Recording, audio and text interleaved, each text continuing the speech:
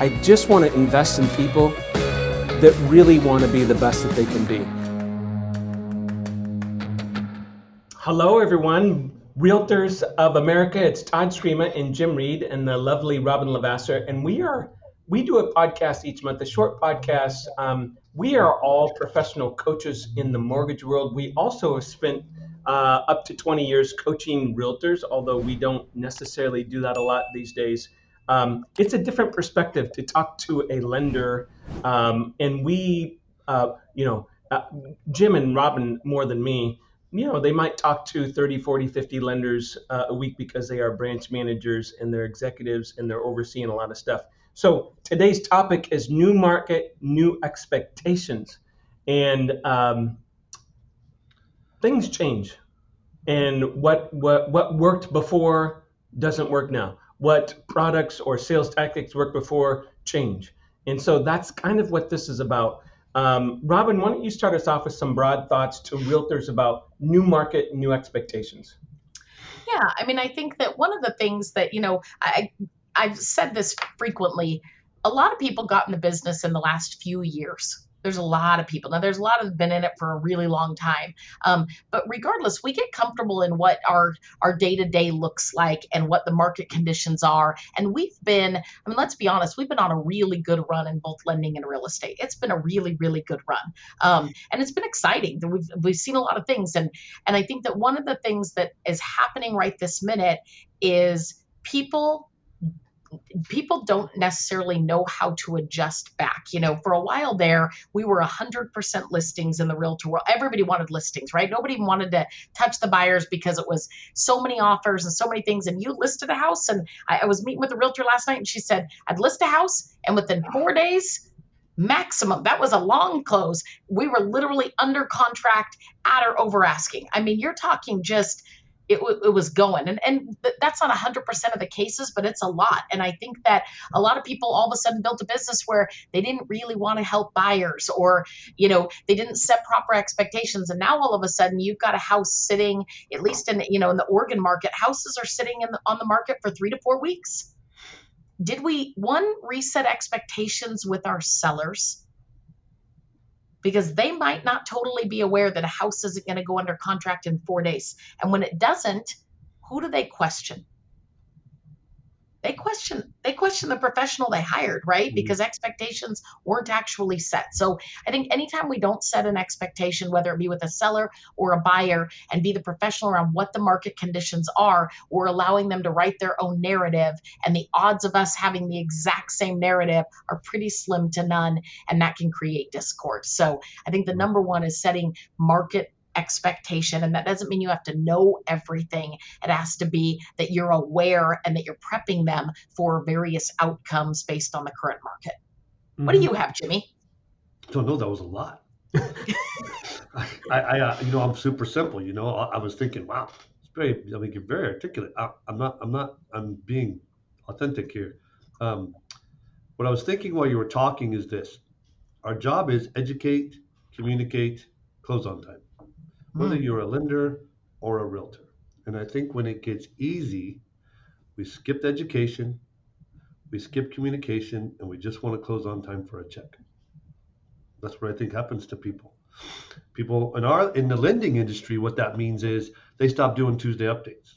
In the real estate world, it means you're not calling all your listings on Monday morning and updating them on traffic because houses sold so fast you didn't have to, and now you need to start doing that again. Oh. It means you're not calling all your buyers on Thursday, getting them ready to go look at homes because you didn't want to work with buyers, and so you stopped that. And so you got to go back and re-implement those systems, and you got to remember your purpose. In addition to helping people with the dream of home ownership and the altruistic purposes that are out there, your job is to educate, communicate, and close on time. And I think that's what you're saying. You're saying, hey, they don't know what the market is. All they know is right now, inflation is really weird. Every morning, I watch the news for only 5 minutes. I don't think watch it at all. I've limited it to 5 minutes at the most. And every single morning, it's about inflation. It's about 3/4 of a bump in rates. It's about this and it's about that. Listen, what people want to do is make their house payment, feed their family, and love each other. Just relax. No one's dying from inflation. Okay. No one's dying from inflation. They may choose to make bad choices, but no one's dying from inflation. So get ahead of it is what I think you're saying, right? The Yeah. next market, if you're a listing agent, the next market is buyers. I'm sorry to tell you, you're going to have to put them in your car. You're going to have to do open houses yourself. I got a buddy of mine in Sacramento. His name's Tom. I think he might be he's tied with the three best agents I've ever met. In my business, I've met others across the nation, but in my local business, and he's working open houses. I saw him this weekend because I have a house I was thinking about selling, and he met me at it, and he's like, we're going to do more business this year than we have in the past 2 years. And well, thank God, I think we did one deal together. He's like, well, I know, but I wasn't working buyers. It was just too much. But I done 2 open houses the last week, and I got a lead from him the following day on the Sunday. So I'm just saying it's that time, and you got to control the narrative on the market. Is it a good time to buy a house? Always. Well, it depends on what you're buying, right? If you're trying to buy it, hold on to it for a year, do nothing, and sell it and make a bunch of money, Todd, is it a good time to buy a house? Probably not. No. But if you're going to keep it for 10 or 20 years and live in it, is it a good time to buy a house? Yep. Yep. Historically, rates at 7 are still historically very low. But it doesn't really matter. What matters is why are you buying the house? So I'm telling agents, like, you work open house, one of the first questions you ask is, hey, what's making you look at houses today? I mean, I know they know this, but Robyn, I got to No, but that's a retrain good all my question, loan. Jimmie. Pause there. Say it again. Say it again. What do you say to the client? When the borrowers were walking to open houses, say, hey, what makes you look at open houses today? I don't think, sometimes I think that people listen to a podcast or try to learn something and they listen and they're like, oh, and then they miss the one thing that could maybe change the game. And that could literally be just that open-ended question that starts a conversation with a potential lead. Nobody walks into a house with zero intention to ever buy a home. Nobody. I've never gone to drive a Lamborghini on a test drive ever in my life because I have zero desire to own a Lamborghini, literally zero desire, even if I won the Powerball next week to own a Lamborghini. So nobody test drives a home with just truly zero intention of someday doing something with real estate. Is that fair? I think it's very fair. Yes, I do. I think like they come in saying they're looking for design ideas. It's because they just bought a house and they're having buyer's remorse. Okay. That's what they're doing. And they're thinking about, should I buy this house instead? That's what they're thinking. I think, my spin on this is new market, new expectations. The basics always work. So you always do the basics. What we're touching on here is what I call the pivot. So, for example, Robyn and I had a meeting earlier this morning about 2-1 buy downs, about intermediate arms, because maybe we can get these people all of a sudden a 4.5% 5-year fixed loan looks pretty attractive if rates go to 7.5%, 8%. Right? That's a pivot. We're still doing loans. We're still doing the basics. It's a little change to the type of loan. If we're relating this to a workout, one day I may lift weights with a trainer, and the next day I may do a spin class. I'm still working out. It's just a little different. And I think a lot of people struggle with the pivot. The pivot doesn't mean stop doing the basics. The pivot means pay attention to the needs and desires of the changing market. What you guys are touching on, which I agree with. Someone asked me yesterday, is it going to turn into a buyer's market? I said 100%.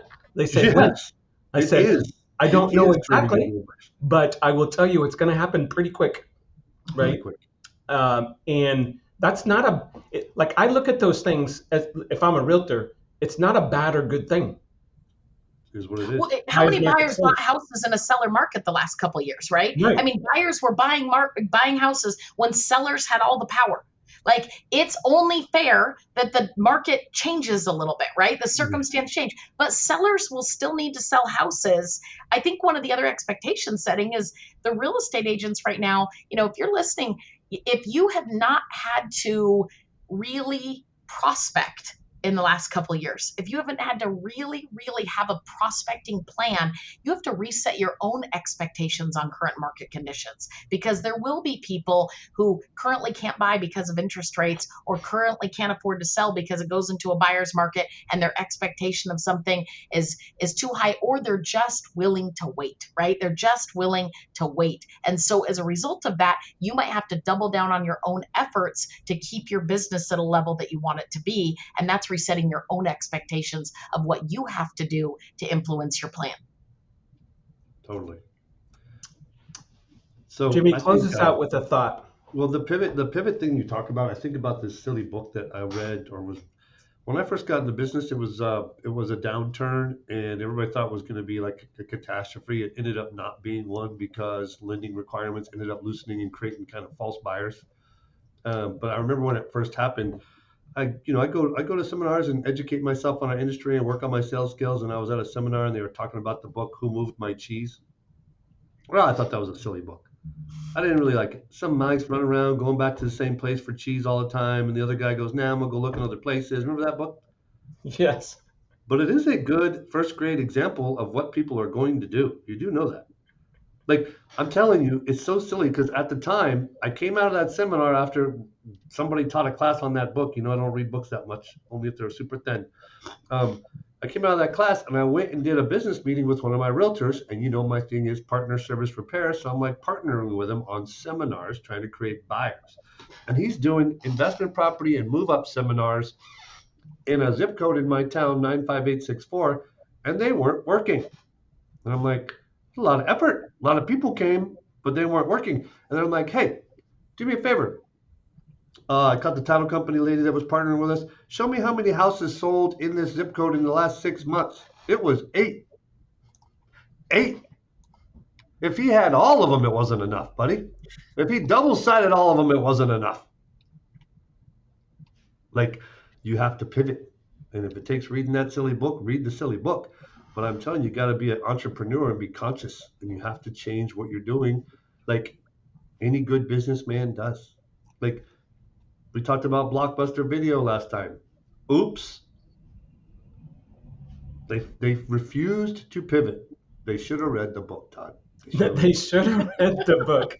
I'm just telling you. Well, I think to close us out here, guys, all that's good information. Just some thoughts for you guys. Our goal is to give back to our partners, because we have thousands and thousands of realtors across the nation that use Summit Funding. We thank you for your business. And I hope that this is just one of those things that gives you some thoughts, some ideas. If you ever want some time with us, reach out to us, whatever loan officer you deal with at Summit, at one of the offices across the country. We're happy to talk to you. I think it's a partnership, as Jim keeps saying. Today's topic is about the pivot and changing market. Don't fear the change.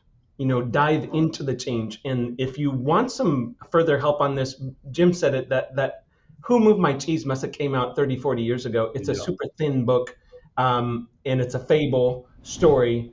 But that fable story, I'm with Jim. When I read it, I'm like, oh my gosh, this guy's brilliant, because he just encapsulated what holds most people back from achievement.